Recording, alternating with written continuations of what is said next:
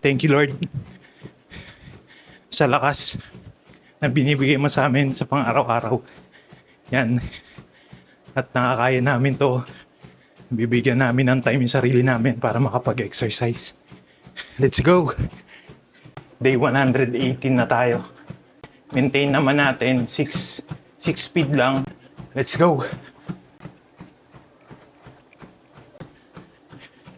2K mga brother. 6K daan mga brother. Maintain pa rin natin 6 speed. Walang hinto-hinto. Yan. Sobrang nakaka-proud. Dati hirap na hirap ako dito. Sobrang laki na ng improvement natin. 4 months of running. 7.5K.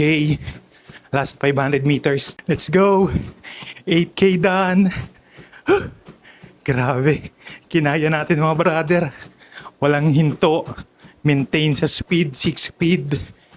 Sulit na naman yung isang araw natin. 8K. Done. Sarap sa pakiramdam. Kaya mga brother, let's go na. Tumakbo na rin kayo. Ano pang inaantay nyo? Let's go.